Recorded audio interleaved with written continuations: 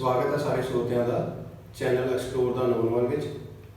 ਤੇ ਅੱਜ ਅਸੀਂ ਪਹੁੰਚੇ ਹਾਂ ਹਲਕਾ ਸ਼੍ਰੀ ਹਰਗੋਬਿੰਦਪੁਰ, ਜਿੱਥੇ ਅਸੀਂ ਤੁਹਾਡੀ ਮੁਲਾਕਾਤ ਕਰਵਾਵਾਂਗੇ ਆਮ ਆਦਮੀ ਪਾਰਟੀ ਦੇ ਇੰਚਾਰਜ ਐਡਵੋਕੇਟ ਅਮਰਪਾਲ ਸਿੰਘ ਜੀ ਉਹਨਾਂ ਨਾਲ। ਤੇ ਸਭ ਤੋਂ ਪਹਿਲਾਂ ਐਡਵੋਕੇਟ ਜੀ, ਤੁਹਾਡਾ ਬਹੁਤ ਬਹੁਤ ਸਵਾਗਤ ਹੈ, ਤੁਸੀਂ ਕੀਮਤੀ ਸਮਾਂ ਕੱਢਿਆ ਹੈ। ਤੇ ਸਭ ਤੋਂ ਪਹਿਲਾਂ ਤੁਹਾਡੇ ਤੋਂ ਅਸੀਂ ਇਹੀ ਜਾਣਨਾ ਚਾਹਾਂਗੇ ਕਿ ਤੁਸੀਂ ਜਿਹੜਾ ਅੰਦੋਲਨ ਚੱਲ ਰਿਹਾ ਹੈ, ਇਸ ਦੇ ਬਾਰੇ ਕੀ ਸੋਚਦੇ ਹੋ ਕਿ ਇਹ ਜਿਹੜਾ ਅੰਦੋਲਨ ਕਿੱਥੇ ਤੱਕ ਜਾਏਗਾ, ਤੇ ਜਿਹੜੀਆਂ ਇਹ ਅੰਦੋਲਨ ਦੀਆਂ ਜਿਹੜੀਆਂ ਹੁਣ ਤੱਕ ਦੀਆਂ ਸਮੱਸਿਆਵਾਂ ਕੇਂਦਰ ਸਰਕਾਰ ਵੱਲੋਂ ਪੈਦਾ ਕੀਤੀਆਂ ਗਈਆਂ, ਉਹਦੇ ਬਾਰੇ ਸਾਨੂੰ ਥੋੜ੍ਹਾ ਜਿਹਾ ਜਾਣਨਾ ਪਾਓ। ਬਹੁਤ ਬਹੁਤ ਧੰਨਵਾਦ ਤੁਹਾਡਾ ਸਾਰਿਆਂ ਦਾ ਚੈਨਲ ਦੇ ਜੋ ਤੁਸੀਂ ਦੋਸਤ ਮੇਰੇ ਇੱਥੇ ਪਹੁੰਚੇ ਹੋ ਹਲਕਾ ਸ਼੍ਰੀ ਹਰਗੋਬਿੰਦਪੁਰ ਸਾਹਿਬ 'ਚ। ਔਰ ਤੁਹਾਡਾ ਕੁਐਸਚਨ ਜੋ ਪਹਿਲਾ ਹੈ ਬਹੁਤ ਵਾਜਿਬ ਹੈ ਇੱਕ ਅੰਦੋਲਨ ਬਾਰੇ। ਜੀ ਜੀ। ਔਰ ਸਭ ਤੋਂ ਵੱਡੀ ਗੱਲ ਹੈ ਕਿ ਤੁਸੀਂ ਸਭ ਤੋਂ ਪਹਿਲਾਂ ਹੀ ਕੁਐਸਚਨ ਜੋ ਹੈ ਰਾਜਨੀਤੀ ਤੋਂ ਬਿਲਕੁਲ ਅਲੱਗ ਲਾਈਨ 'ਤੇ ਪੁੱਛਿਆ, ਮੈਨੂੰ ਬਹੁਤ ਅੱਛਾ ਲੱਗਾ। ਕਿਸਾਨ ਪੰਜਾਬ ਦੀ ਰੀੜ੍ਹ ਦੀ ਹੱਡੀ ਹੈ। ਬਿਲਕੁਲ। ਅਗਰ ਅੱਜ ਪੰਜਾਬ ਦੇ ਵਿੱਚ ਕਿਸਾਨ ਨਹੀਂ ਹੈ, ਕਿਸਾਨ ਨੂੰ ਖਤਮ ਕਰ ਦਿੱਤਾ ਜਾਂਦਾ ਹੈ, ਜੋ ਕਿ ਸੈਂਟਰਲ ਗੌਰਮੈਂਟ ਦੀ ਚਾਲ ਹੈ, ਅਗਰ ਖਤਮ ਕਰ ਦਿੱਤਾ ਜਾਂਦਾ ਤਾਂ ਫਿਰ ਪੰਜਾਬ ਦੇ ਹਾਲਾਤ ਬਹੁਤ ਖਰਾਬ ਹੋ ਜਾਣਗੇ। ਅਗਰ ਅਸੀਂ ਗਰੀਬ ਵਰਗ ਤੋਂ ਲੈ ਕੇ ਜਿਨ੍ਹਾਂ ਕੋਲ ਜ਼ਮੀਨ ਨਹੀਂ ਆ ਉਹਨਾਂ ਦੇ ਤੋਂ ਵੀ ਸੋਚੀਏ ਤਾਂ ਅਮੀਰ ਵਰਗ ਤੱਕ ਲੈ ਕੇ ਚੱਲੀਏ ਤਾਂ ਸਾਰਿਆਂ ਨੂੰ ਕਿਸਾਨ ਦੀ ਜ਼ਰੂਰਤ ਹੈ। ਕਿਉਂਕਿ ਕਿਸਾਨ ਇੱਕ ਅਨਾਜ ਪੈਦਾ ਕਰਦਾ ਹੈ ਔਰ ਗਰੀਬ ਵੀ ਉਹ ਅਨਾਜ ਖਾਂਦਾ ਤੇ ਅਮੀਰ ਵੀ ਉਹ ਅਨਾਜ ਖਾਂਦਾ, ਕੋਈ ਵੱਖਰਾ ਅਨਾਜ ਨਹੀਂ ਖਾ ਰਿਹਾ। ਔਰ ਜੋ ਇਹ ਆਰਡੀਨੈਂਸ ਪਾਸ ਕੀਤੇ ਗਏ ਸੈਂਟਰਲ ਗੌਰਮੈਂਟ ਦੁਆਰਾ, ਬਹੁਤ ਹੀ ਗਲਤ ਤਰੀਕੇ ਨਾਲ ਪਾਸ ਕੀਤੇ ਗਏ ਆ, ਲੋਕਤੰਤਰ ਦਾ ਘਾਣ ਕੀਤਾ ਗਿਆ ਆ। ਔਰ ਕਾਨੂੰਨ ਜੋ ਕਨਸਟੀਟਿਊਸ਼ਨ ਹੈ ਉਹਨੂੰ ਬਿਲਕੁਲ ਦਰਕਿਨਾਰੇ ਕਰਕੇ ਜਿਹੜੇ ਆਰਡੀਨੈਂਸ ਉਹ ਪਾਸ ਕੀਤੇ ਗਏ। ਹੁਣ ਮੁੱਦਾ ਕੀ ਹੈ, ਆਰਡੀਨੈਂਸ ਕੀ ਹੈ, ਸਾਰਿਆਂ ਨੂੰ ਸਾਨੂੰ ਹੁਣ ਪਤਾ ਲੱਗ ਚੁੱਕਾ ਹੈ ਆਰਡੀਨੈਂਸ ਕੀ ਨੇ। 3 ਆਰਡੀਨੈਂਸ ਨੇ ਔਰ ਤਿੰਨੇ ਆਰਡੀਨੈਂਸ ਜੋ ਕਿਸਾਨਾਂ ਦੇ ਖਿਲਾਫ ਨੇ। ਜੀ। ਮੈਂ ਪੰਜਾਬੀ 'ਚ ਸਪਸ਼ਟ ਤਰੀਕੇ ਨਾਲ ਗੱਲ ਕਰਾਂਗਾ। ਉਹਦੇ ਵਿੱਚ ਇਹ ਆ ਕਿ ਸਭ ਤੋਂ ਮੇਨ ਪਹਿਲਾ ਹੈਗਾ ਆ ਆਰਡੀਨੈਂਸ ਜਿਹਦੇ ਵਿੱਚ ਅਸੀਂ ਕਹਿ ਸਕਦੇ ਹਾਂ ਭੰਡਾਰ ਕਰਨ, ਜਿਹੜਾ ਕਿ ਸਿੰਪਲ ਤੇ ਸਪਸ਼ਟ ਤਰੀਕੇ ਨਾਲ ਹਰ ਇੱਕ ਪ੍ਰਾਈਵੇਟ ਏਜੰਸੀ ਨੂੰ, ਪ੍ਰਾਈਵੇਟ ਕੰਪਨੀ ਨੂੰ ਇੱਕ ਰਾਈਟ ਦੇ ਦਿੱਤਾ ਗਿਆ ਆ ਕਿ ਤੁਸੀਂ ਖੁੱਲਾ ਅਨਾਜ ਜੀ। ਕੋਈ ਪਹਿਲਾਂ ਇਹਦੇ ਵਿੱਚ ਕੋਈ ਲਿਮਿਟ ਸੀਗੀ, ਹੁਣ ਉਹ ਜਿਹੜੀ ਬਿਲਕੁਲ ਚੁੱਕਤੀ ਗਈ, ਜਿੰਨਾ ਚਾਹੋ ਉਹਨਾਂ ਸਟੋਰ ਕਰੋ। ਬਿਲਕੁਲ ਲਿਮਿਟ ਨਹੀਂ ਸੀ। ਮੈਂ ਤੁਹਾਨੂੰ ਉਹ ਦੱਸਣ ਲੱਗਾ, ਪਹਿਲਾਂ ਵੀ ਇਹ ਕਿਸਾਨੀ ਅੰਦੋਲਨ ਇਹ ਤੋਂ ਬਹੁਤ ਵੱਡੇ ਕਿਸਾਨੀ ਅੰਦੋਲਨ ਹੋ ਚੁੱਕਿਆ। 1909 ਦੇ ਵਿੱਚ ਭਗਤ ਸਿੰਘ ਜੀ ਅੱਜ ਉਹਨਾਂ ਦਾ ਸ਼ਹੀਦੀ ਦਿਹਾੜਾ ਵੀ ਹੈ 23 ਮਾਰਚ। ਔਰ ਸਭ ਤੋਂ ਵੱਡੀ ਗੱਲ ਅੱਜ ਵੀ ਤੁਸੀਂ ਬਹੁਤ ਵਧੀਆ ਤਰੀਕੇ ਨਾਲ ਉਹ ਗੱਲ ਕਿਸਾਨਾਂ ਦੀ ਕਰ ਰਹੇ ਹੋ। ਉਹਨਾਂ ਦੇ ਚਾਚਾ ਜੀ ਅਜੀਤ ਸਿੰਘ ਜੀ, ਉਹਨਾਂ ਨੇ ਇਸ ਅੰਦੋਲਨ ਨੂੰ 1907 ਤੋਂ ਲੈ ਕੇ 1908 ਤੱਕ ਜੋ ਹੈ ਉਹ ਚਲਾਇਆ ਸੀ। ਸੇਮ ਤਰ੍ਹਾਂ ਦੇ ਕਾਨੂੰਨ ਜੋ ਹੈ ਉਹ ਅੰਗਰੇਜ਼ਾਂ ਦੁਆਰਾ ਲੈ ਕੇ ਆਉਂਦੇ ਗਏ ਸੀਗੇ। ਔਰ ਉਹ ਅੰਦੋਲਨ 9 ਮਹੀਨੇ ਚੱਲਿਆ ਸੀ ਲਗਾਤਾਰ। ਔਰ ਉਸ ਅੰਦੋਲਨ ਦੇ ਵਿੱਚ ਜਦੋਂ ਪੂਰੇ ਦੇਸ਼ ਦੇ ਵਿੱਚੋਂ ਪਬਲਿਕ ਇਕੱਠੀ ਹੋ ਗਈ, ਕਿਸਾਨ ਇਕੱਠੇ ਹੋ ਗਏ, ਤਾਂ ਜਿਹੜੇ ਕਾਨੂੰਨ ਅੰਗਰੇਜ਼ ਲੈ ਕੇ ਆਏ ਸੀ ਉਹਨਾਂ ਨੂੰ ਵਾਪਸ ਲੈਣੇ ਪਏ। ਸੇਮ ਹੀ ਅੱਜ ਦੇ ਸਾਡੇ ਜਿਹੜੇ ਕਾਲੇ ਅੰਗਰੇਜ਼ ਆ ਉਸੇ ਤਰ੍ਹਾਂ ਦੇ ਕਾਨੂੰਨ ਲੈ ਕੇ ਆਏ।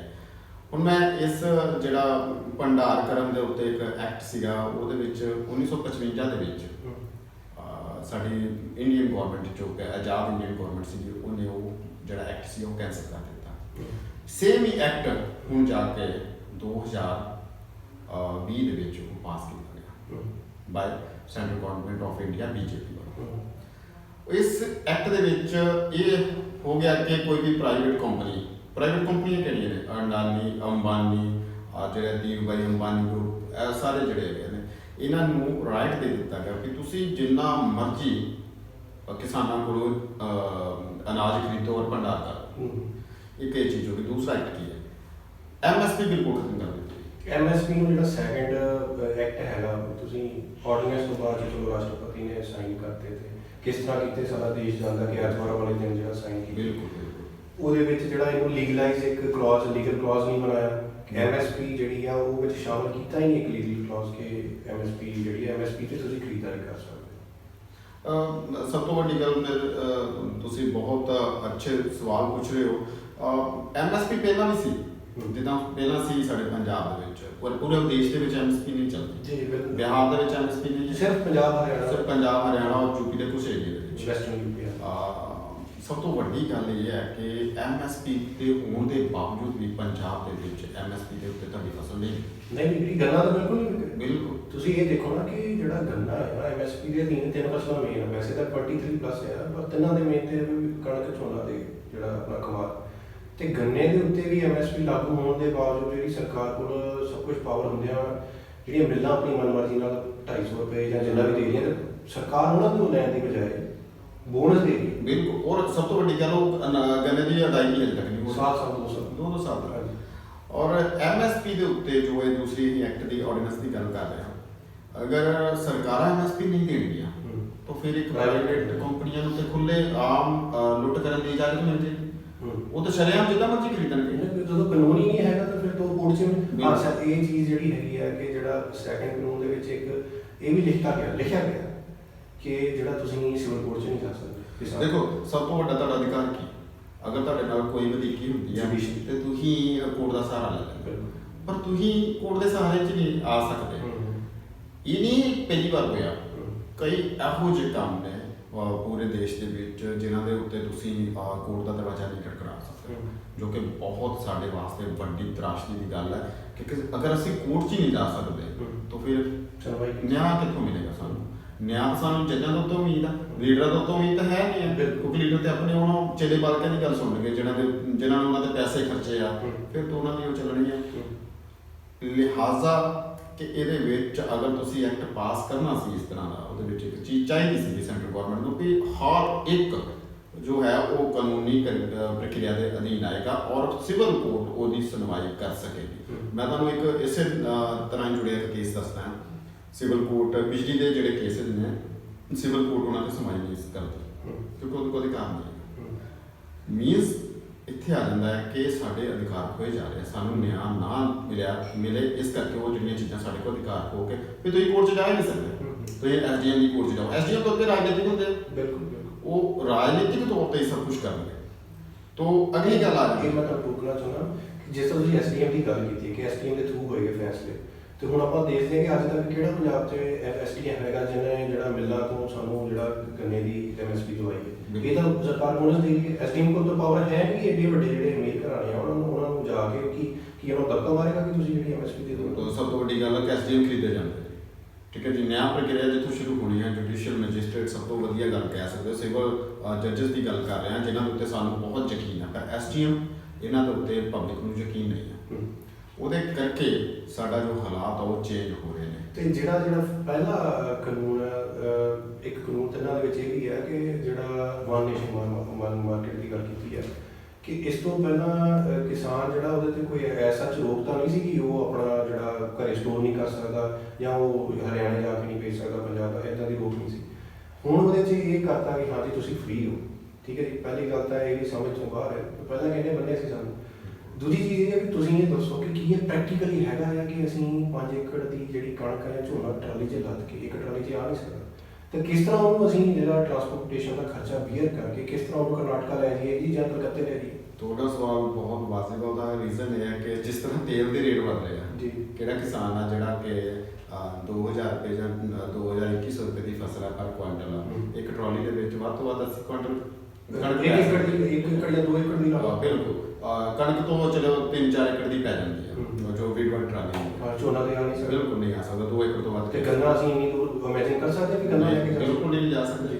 ਔਰ ਸਭ ਤੋਂ ਵੱਡੀ ਗੱਲ ਕਿ ਉਹਦੀ ਟਰਾਂਸਪੋਰਟੇਸ਼ਨ ਜਿਹਦੀ ਤੁਸੀਂ ਗੱਲ ਕਰ ਰਹੇ ਹੋ, ਤੇਲ ਕਿੰਨਾ ਮਹਿੰਗਾ ਔਰ ਮਸ਼ੀਨਰੀ 5 ਕਿੱਲੇ ਵਾਲੇ ਕਈ ਕਿਸਾਨ ਇਹੋ ਜਿਹੇ ਨੇ ਜਿਨ੍ਹਾਂ ਦੇ ਕੋਲ ਮਸ਼ੀਨਰੀ ਆਪਣੀ ਹੈ ਹੀ ਨਹੀਂ। ਨਹੀਂ ਟਰੈਕਟਰ ਹੈਗੇ, ਟਰਾਲੀਆਂ ਨਹੀਂ ਹੈ। ਟਰਾਲੀ ਇੱਕ ਦੂਜੇ ਦੀ ਸਾਂਝ ਬਿਲਕੁਲ ਜਿਹੜੀ ਪਿੰਡਾਂ ਸਾਡੀ ਚੱਲਦੀ ਹੈ। ਔਰ ਅਗਰ ਤੁਸੀਂ ਇੱਥੋਂ ਹਰਿਆਣੇ ਤੱਕ ਵੀ ਖੜਨਾ ਹੈ, ਕਿੰਨੇ ਟੋਲ ਹੁੰਦੇ ਰਸਤੇ 'ਚ? ਬਿਲਕੁਲ।